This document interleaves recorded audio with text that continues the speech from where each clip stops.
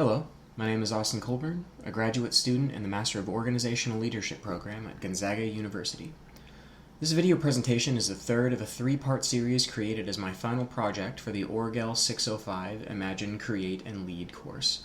It is intended to be an introduction to some interesting topics in leadership and how someone might be able to apply them in an educational leadership setting. For that reason, even some of the more high-level concepts discussed will hopefully be handled in such a way that adults, young adults, and teenagers can all apply them in their daily lives. At the end of this video, there will be a small number of reflection questions for you to consider. I'm assuming you're watching this video alone, so it's okay if you do them in your head or on a piece of paper.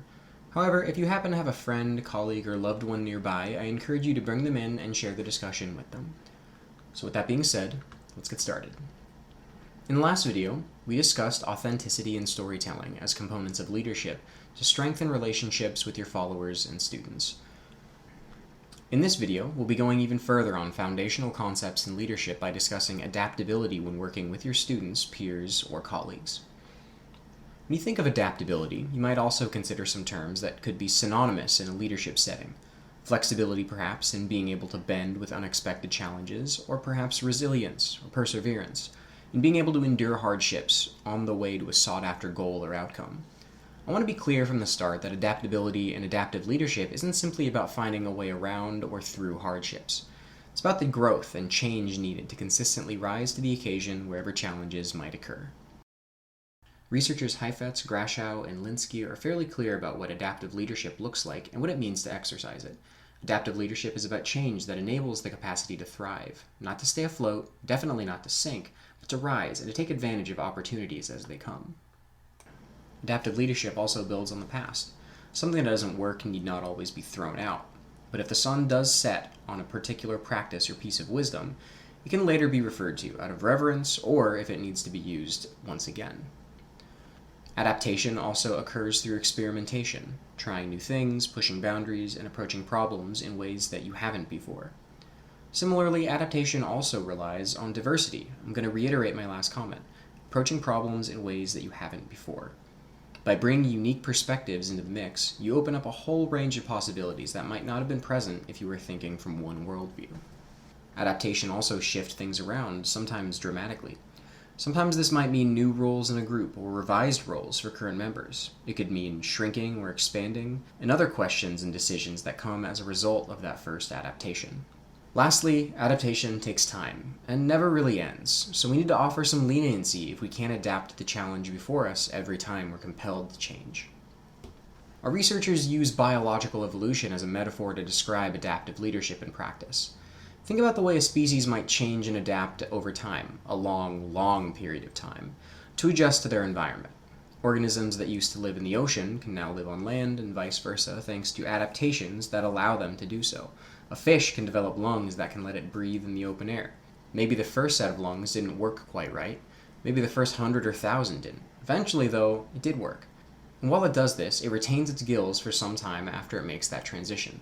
These vestigial organs remain as a badge of honor, symbolizing where it came from, though they may or may not still serve their intended purpose or even function at all. Now, what these critters were allowed to do over 1,000 years, you and your group may try to do in a matter of days, months, or years. That's adaptive leadership. Whenever you approach a crisis, you check to see whether or not you have what it takes to meet it, and if not, you use what you can to tackle the situation head on. Maybe what you build becomes part of your MO, maybe not. Either way, you and your group will have that experience and the record detailing what you did. That way, if you ever find yourself underwater again, you'll be able to find your gills. Heifetz, Grashow, and Linsky also define when an adaptive approach should be used. They refer to the situation as an adaptive challenge, its counterpart being a technical challenge.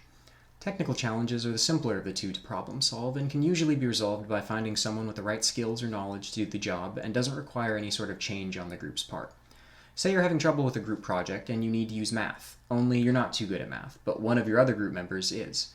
They help you out and you're able to get your part done without much of an issue. No group restructuring required, no extensions on the assignment, or anything else needed as long as your group members help out. That's a technical challenge.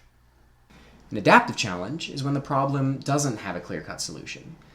In fact, it may well be something that your group has never encountered before. Say you're on the soccer team at your school, which has always had a generous sports budget, so you've only ever had to worry about personal equipment like cleats and shin guards. Unfortunately, budget cuts in the district have made it so that things like uniforms and practice equipment isn't covered by the school anymore, and your team's uniforms are in pretty rough shape. You've never had to fundraise before since your team has always been taken care of, so what do? That's an adaptive challenge.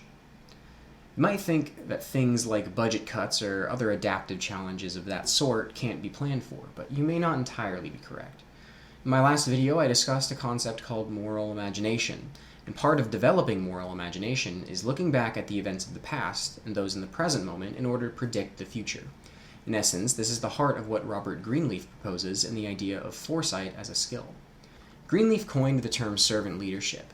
While we won't be diving too deeply into the style in this video, know that foresight is the lead that a leader has over his followers, since if a leader can't see what's ahead, are they really leading?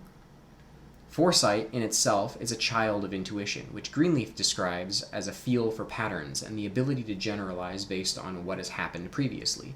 The leader can use these intuitive leads with some calculated risk-taking to act in anticipation of a change-worthy event. Greenleaf addresses that this isn't a perfect system, since it would be foolish to make the lion's share of leadership decisions based on hunches. But combined with an informed perspective, plenty of up-to-date information and data, and a healthy trust in one's own intuition, foresight can be used to propel a group into an adaptive challenge in a prepared way. Remember, adaptive leadership, in a sense, is about growth and change. What you choose to do in those adaptive challenges, the ones that can't be fixed by moving the players around, makes all the difference for who you and your group becomes. Using the next few questions, think about how you might be able to apply adaptive leadership and foresight in how you approach your average day. First, take a moment to reflect on big moments in the last year, or earlier, if you prefer. What kinds of successes and challenges did you encounter? In what ways did you grow from managing that success and failure? Next, think about examples of technical and adaptive challenges you encounter in your life, both at home and at work or school. After brainstorming a small checklist, how do you typically approach each one of them? Think about this quote from Robert Greenleaf. "The prudent man is he who constantly thinks of now as the concept in which past, present moment, and future are one organic entity. And this requires living by a sort of rhythm that encourages a high level of intuitive insight about the whole gamut of events, from the indefinite past through the present moment to the indefinite future." What do Greenleaf's words mean to you? How can you develop the rhythm to begin living life in such a way? This is the final video in the 3-part series. I hope very much that you enjoyed them, and if you haven't seen the other 2 videos, you will find links in the description below. Thank you very much for watching, and I hope you can utilize some of the concepts I've discussed to improve your leadership and strengthen your connections with others.